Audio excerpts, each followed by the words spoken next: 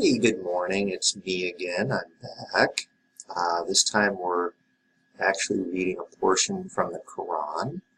It's a beautiful morning this morning, and I'm continuing my journey through the Bible and the Quran.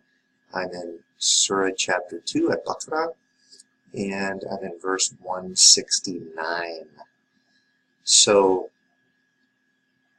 I was asked actually by my father the other night, why are you reading the Quran? And just to be completely upfront with anyone watching the video, I am a follower of Jesus Christ. I'm a Christian. But I have many Muslim friends. My background is I have a master's of divinity and have always loved studying religion. I've always loved different cultures. I've had thousands of cups of tea and conversations with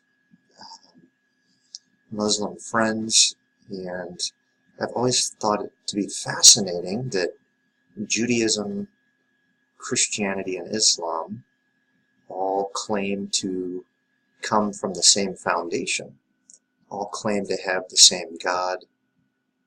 And in conversations with my Muslim friends in particular, we always run into common characters from both the Quran and the Bible.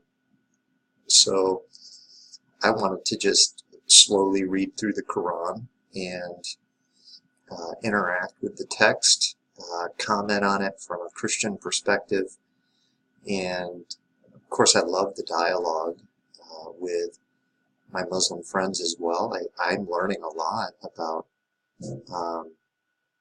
Islamic, Arabic culture, the way that my Muslim friends think, and why I often get the same responses when I'm talking about different things from a religious standpoint. So let's go ahead and jump into the text here and see what we can learn today. I'd love it if you can join us, especially if you are a Muslim. I always run into things I don't understand or don't know. I try to go research it, but it makes it even more fun if you can comment and answer my questions as we go through the text. All right, here we go. إنما يأمركم بالسوء والفحشاء وأن تقولوا على الله ما لا تعلمون. He only orders you to evil and immorality, and to say about Allah what you do not know. وإذا قيل لهم اتبعوا ما أنزل الله قالوا بل نتبع ما ألفينا عليه آباءنا أولو كان آباؤهم لا يعقلون شيئا ولا يهتدون. And when it is said to them, follow what Allah has revealed, they say, rather, we will follow that which we found our fathers doing, even though their fathers understood nothing, nor were they guided. That's interesting. There's always this back and forth. The they here, I have to assume that it refers to the Christians and Jews that were around Muhammad during his day. It's interesting, it says, they say rather we will follow that which we found our fathers doing. If it refers to the Jews, and I guess this is a question, all of the prophets, all the patriarchs come from the Jewish nation.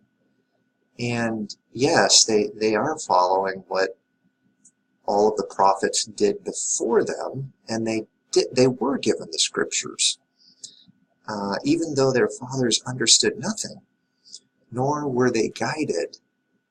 The prophets, this is interesting. I I'm trying to understand the tension here. Here's a flat refusal that the fathers of the Jewish nation were not guided. They didn't know anything, and yet we know that they received God's message for that time. I would be really curious to hear what and go do a little research on what Muslim scholars make of this verse. All right, let's keep going. ومثل الذين كفروا كمثل الذي ينعق بما لا يسمع إلا دعاء ونداء صم بكم عمي فهم لا يعقلون. The example of those who disbelieve is like that of one who shouts at what hears nothing, but calls and cries cattle or sheep, deaf, dumb, and blind, so they do not understand. يا أيها الذين آمنوا كلوا من طيبات ما رزقناكم واشكروا لله إن كنتم إياه تعبدون. O you who have believed, eat from the good things which we have provided for you, and be grateful to Allah, if it is indeed Him that you worship. إنما حرم عليكم الميتة والدم ولحم الخنزير وما أهل به لغير الله فمن اضطر غير باغ ولا عاد فلا إثم عليه إن الله غفور رحيم. He has only forbidden to you dead animals, blood, the flesh of swine, and that which has been dedicated to other than Allah. But whoever is forced by necessity, neither desiring it nor transgressing its limit, there is no sin upon him. Indeed, Allah is forgiving and merciful.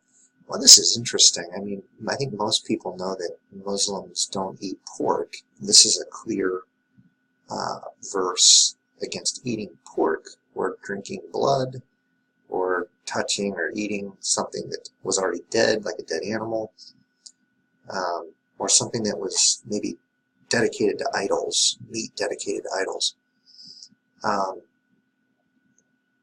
I think it's interesting, too, that it says, out of necessity, maybe you eat something on accident, you didn't desire it, but maybe you didn't know that there was pork in something and you eat it. It's not a sin at that point for you to eat that thing. It's really interesting. A lot of times,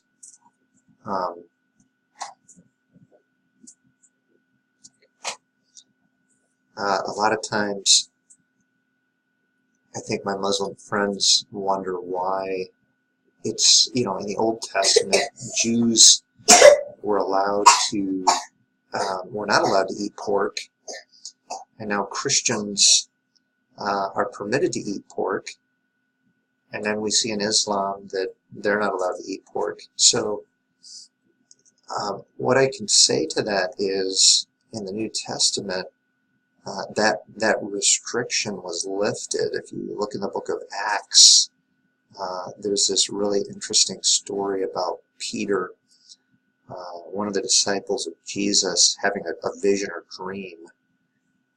And in the vision, the meaning is that all of these things are now clean.